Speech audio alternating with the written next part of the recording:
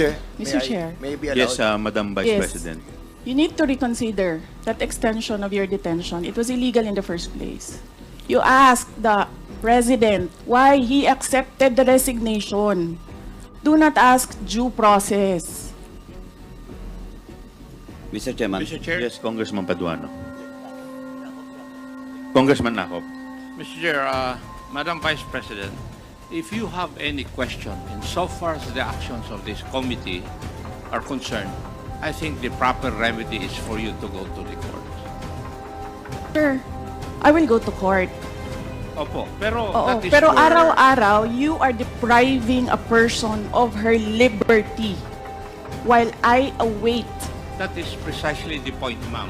the... If our action of detaining your chief of staff is against the law, I think the proper remedy, and I think you're a lawyer, Yes, sir. the proper remedy is to go to the court.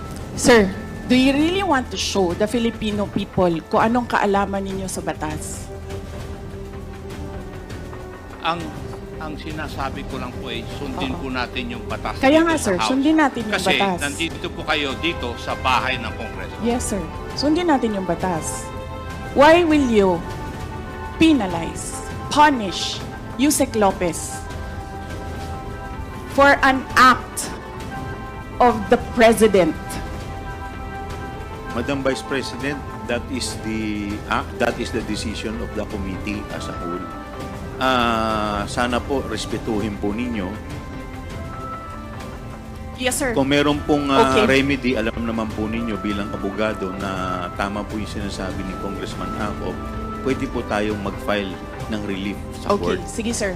Tinutulungan ko lang kayo, sir, kasi napapahiya ang Pilipinas. Ganito ba ang House of Representatives? Tinutulungan ko lang kayo. Maraming salamat po, Madam Vice President. With all